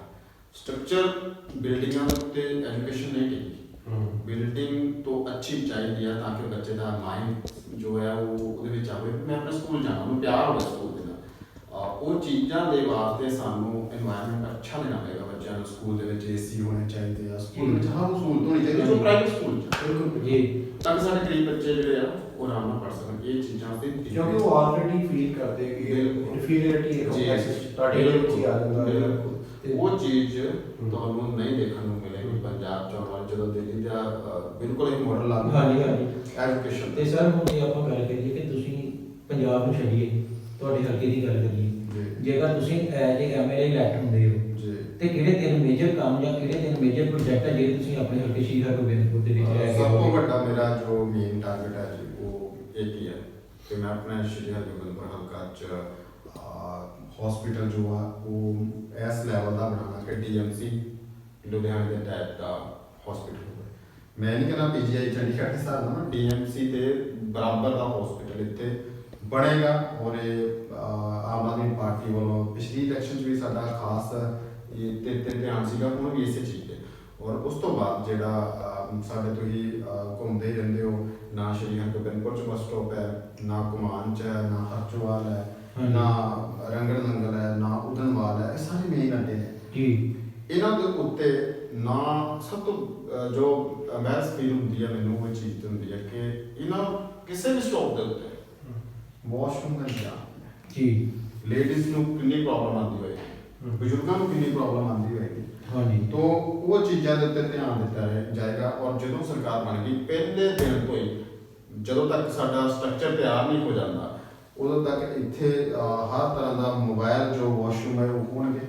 ठीक है। और प्लस जो पूरा स्ट्रक्चर तैयार हो जाएगा वो सारी सहूलत ਤੁਸੀਂ ਬੇਰੁਜ਼ਗਾਰੀ ਦੀ ਗੱਲ ਕੀਤੀ ਕਿ ਆਪਾਂ ਜਿਹੜਾ ਤੁਸੀਂ ਜੇ ਤੁਹਾਡੀ ਪਾਰਟੀ ਦੀ ਸਰਕਾਰ ਬਣਦੀ ਹੈ ਤੇ ਦੋ ਪ੍ਰੋਬਲਮਾਂ ਜਿਹੜੀਆਂ ਸਿਰ ਕੱਢ ਕੇ ਇਸ ਵੇਲੇ ਬੋਲਣੀਆਂ, ਇੱਕ ਤਾਂ ਹੈਗਾ ਜਿਹੜਾ ਨਸ਼ਾ ਇੰਨਾ ਫੈਲ ਚੁੱਕਿਆ ਪੰਜਾਬੀ ਨੌਜਵਾਨਾਂ ਦੇ ਵਿੱਚ, ਤੇ ਇਹ ਕੋਈ ਵੱਡੀ ਜਿਹੜੀ ਆ ਵੱਡੀ ਲੈਵਲ ਦੀ ਜਿਹੜੀ ਬਿਊਰੋਕ੍ਰੇਸੀ ਆ ਜਾਂ ਜੋ ਵੀ ਵੱਡੀਆਂ ਪਦਵੀਆਂ ਤੇ ਬੈਠੇ ਆ ਜਾਂ ਪੋਲੀਟੀਸ਼ੀਅਨ ਆ, ਕੁਛ ਵੀ ਉਹਨਾਂ ਦੀ ਕਿਸ ਤਰ੍ਹਾਂ ਉਹਨਾਂ ਦੇ ਥੱਲੇ ਹੋ ਰਿਹਾ ਸਾਰੀ ਸਮਝ ਤੋਂ ਬਾਹਰ ਆ। ਅਸੀਂ ਸਿੱਧਾ ਤਾਂ ਕਿਸੇ ਨੂੰ ਬਲੇਮ ਕਰ ਨਹੀਂ ਸਕਦੇ ਤੇ ਉਹਦੇ ਬਾਰੇ ਕੁਝ ਕਰੋਗੇ। ਦੂਜੀ ਗੱਲ ਇਹ ਹੈ ਕਿ ਤੁਸੀਂ ਬੇਰੁਜ਼ਗਾਰੀ ਦੀ ਗੱਲ ਕਰ ਰਹੇ ਹੋ, ਇੱਥੇ ਜ਼ਿਆਦਾ ਫਾਰਮਿੰਗ ਇੰਡਸਟਰੀ ਤੁਸੀਂ ਲਿਆ ਸਕਦੇ ਹੋ ਇੱਥੇ, ਜਾਂ ਇੰਡਸਟਰੀ ਨੂੰ ਕੋਈ ਸਹੂਲਤਾਂ ਦਿਓ, ਬਿਜਲੀ ਸਸਤੀ ਕਰੋ, ਜਾਂ ਉਹਨਾਂ ਨੂੰ ਜਿਹੜੀ ਕੋਈ ਹੋਰ ਜਿਹੜੀਆਂ ਉਹਨਾਂ ਦੀ ਸਮੱਸਿਆ ਟੈਕਸ ਨੂੰ ਲੈ ਕੇ ਜਾਂ ਜਿਹੜਾ ਲੈਂਡ ਨੂੰ ਲੈ ਕੇ ਜਿਹੜੀ ਆ ਉਹ देखो दो तीन चीज़ें हैं। बिजनेस हर तरह का लोअर लैवल तो लैके उपर लैवल तक जिन्ना भी बिजनेस है ना वो सारे प्रमोट करना पड़ेगा सानू।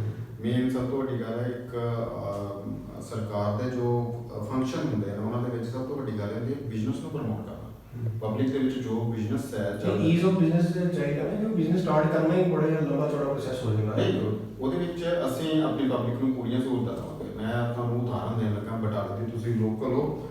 ਬਟਾਲੇ ਦੇ ਵਿੱਚ ਕਦੀ ਕਿਹਾ ਜਾਂਦਾ ਸੀ ਨਾ ਲੋਹਾ ਸਭ ਤੋਂ ਬਟਾਲਾ ਤਾਂ ਫੇਮਸ ਹੈਗਾ ਆਲ ਓਵਰ ਏਸ਼ੀਆ ਦੇ ਵਿੱਚ ਇੱਕ ਨੰਬਰ ਦੀ ਲੋਹਾ ਮੰਡੀ ਸੀ। ਬਿਲਕੁਲ ਜੀ। ਇਸ ਟਾਈਮ ਉਹ ਡੈਡ ਕਰ ਬਿਲਕੁਲ ਡੈਡ। ਠੀਕ ਹੈ ਜੀ, ਕਿਉਂਕਿ ਇਹਨਾਂ ਕੋਈ ਸਰਕਾਰਾਂ ਦੇ ਕਰਕੇ ਹੋਏ। ਅਸੀਂ ਉਹ ਬਟਾਲੇ ਦਾ ਉਹ ਸਟੇਟਸ ਤੋਰੇ ਦਵਾਵਾਂਗੇ ਉਹਨੂੰ।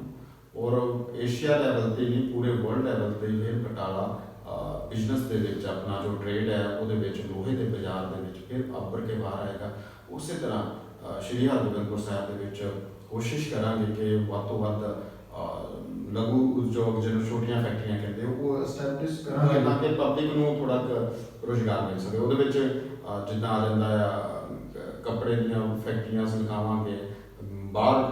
ਨਹੀਂ ਕੋਈ ਐਗਰੋ ਬੇਸਡ ਵੀ ਹੋ ਸਕਦਾ ਪੰਜਾਬ ਦੇ ਮਤਲਬ ਐਗਰੀਕਲਚਰ ਦੇ ਉੱਤੇ ਤਾਂ ਬਹੁਤ ਕੁਝ ਬਹੁਤ ਕੁਝ ਹੋ ਸਕਦਾ। ਇੱਥੇ ਬਾਗ ਲੱਗ ਸਕਦੇ, ਇੱਥੇ ਪੈਕਿੰਗ ਹੋ ਸਕਦੀ ਆ, ਜਿਹੜਾ ਦੇਖੋ ਉਹਨੂੰ ਪ੍ਰੋਸੈਸ ਮੈਂ ਕੋਈ ਗੱਲ ਕਹਿਣਾ ਜੀ, ਸਭ ਤੋਂ ਵੱਡੀ ਗੱਲ ਅਸੀਂ ਹਲਕੇ ਦੇ ਵਿੱਚ ਆਪਣੀ ਮੰਡੀਆਂ ਨੂੰ ਸੁਧਾਰ ਦਈਏ। ਕਿਸਾਨਾਂ ਨੂੰ ਇਹਨਾਂ ਚੀਜ਼ਾਂ ਦੇ ਉੱਤੇ ਆਉਣ ਦੀ ਲੋੜ। ਛੋਟੀਆਂ ਛੋਟੀਆਂ ਪ੍ਰੋਬਲਮਾਂ ਜਿੱਦਾਂ ਹੁਣ ਕਿਸਾਨ ਨੇ ਵੀ ਆ, ਹੁਣ ਸਾਨੂੰ ਪਤਾ ਕਿ ਜਦੋਂ ਵੰਡ ਹੁੰਦੀ ਹੈ ਜ਼ਮੀਨ ਦੀ ਤੇ ਟਿਊਬਵੈਲ ਕਨੈਕਸ਼ਨ ਜਿਹੜਾ ਉਹ ਇੱਕ ਜਾਂ ਦੋ ਹੀ ਹੁੰਦੇ ਆ, 5 ਏਕੜ 'ਚ ਇੱਕ ਹੁੰਦਾ ਤੇ ਕੱਲ੍ਹ ਨੂੰ ਭਰਾਵਾਂ ਦੀ ਵੰਡ ਹੁੰਦੀ ਆ ਤੇ ਇਹ ਬੜਾ ਹੀ ਇੱਕ ਤਾਂ ਇੰਪੋਸੀਬਲ ਹੈ ਵੀ ਨਵਾਂ ਕਨੈਕਸ਼ਨ ਲੈਣਾ ਨਹੀਂ ਪਤਾ। ਇਹਦੇ ਬਾਰੇ ਵੀ ਕੁਝ ਛੋਟੀਆਂ ਕਈ ਗੱਲਾਂ ਆ। ਦੇਖੋ ਕਿਸਾਨਾਂ ਨੂੰ ਇਹ ਚੀਜ਼ਾਂ ਦੇ ਉੱਤੇ ਪ੍ਰੋਬਲਮ ਨਹੀਂ ਹੈ।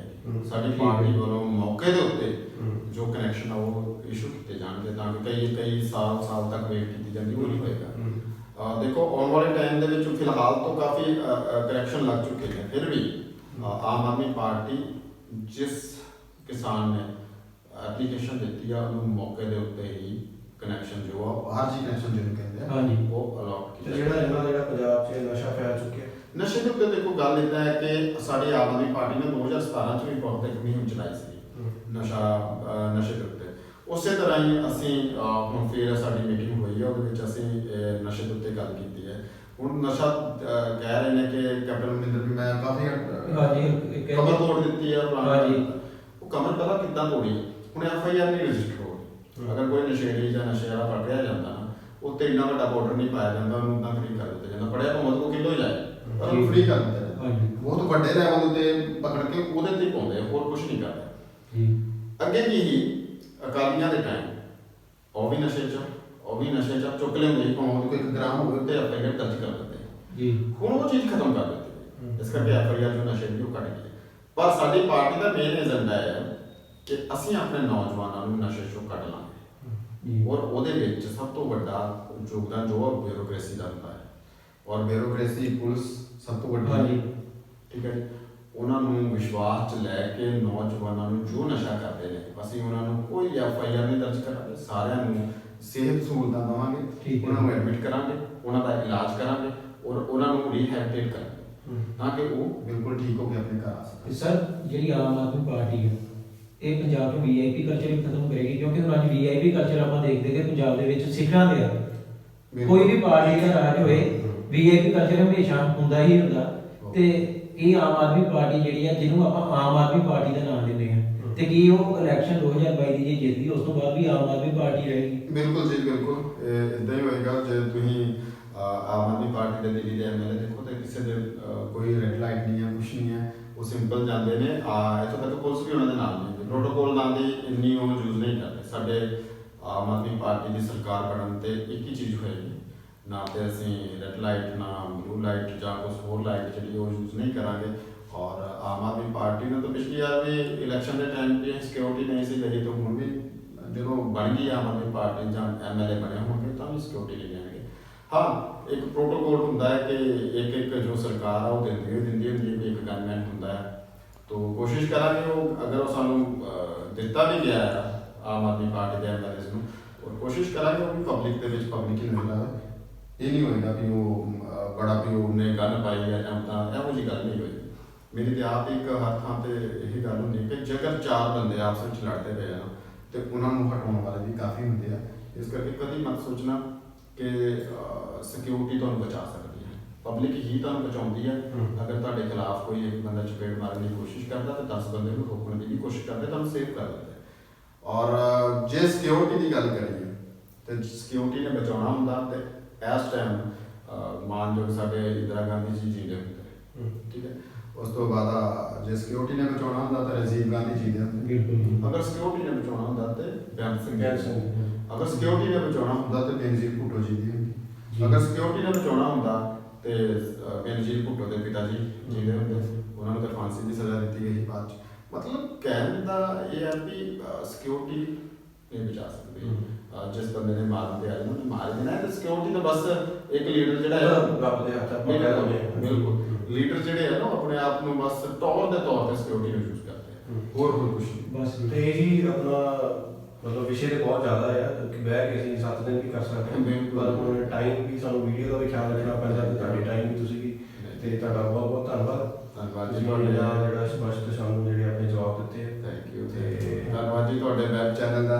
ਹਾਂਜੀ, ਸੋ ਇਹ ਸਨ ਸਾਡੇ ਨਾਲ ਐਡਵੋਕੇਟ ਅਮਰਪਾਲ ਸਿੰਘ ਜਿਨ੍ਹਾਂ ਨੇ ਬਹੁਤ ਹੀ ਕੀਮਤੀ ਸੁਝਾਅ ਦੇ ਰੱਖੇ ਨੇ। ਆਸ ਕਰਦੇ ਹਾਂ ਕਿ ਤੁਹਾਨੂੰ ਇਹ ਪ੍ਰੋਗਰਾਮ ਪਸੰਦ ਆਇਆ ਹੋਵੇਗਾ। ਅੱਗੇ ਤੋਂ ਫੇਰ ਕਿਤੇ ਸਮਾਂ ਮਿਲਿਆ ਤੇ ਇਹਨਾਂ ਦੇ ਸਨਮੁਖ ਹੋ ਕੇ ਜੋ ਰਹਿੰਦੇ ਵਿਚਾਰ ਆ ਉਹ ਜ਼ਰੂਰ ਕਰਾਂਗੇ। ਐਕਸਪਲੋਰ ਦਾ ਨੌਜਵਾਨ ਤੋਂ ਜਸਵੀਰ ਸਿੰਘ, ਜਤਿੰਦਰ ਸਿੰਘ ਦੇ ਨਾਲ ਆਪ ਸਭ ਨੂੰ ਇਜਾਜ਼ਤ ਦਿੰਦਾ ਜੀ। ਵਾਹਿਗੁਰੂ ਜੀ ਕਾ ਖਾਲਸਾ, ਵਾਹਿਗੁਰੂ ਜੀ ਕੀ ਫਤਿਹ।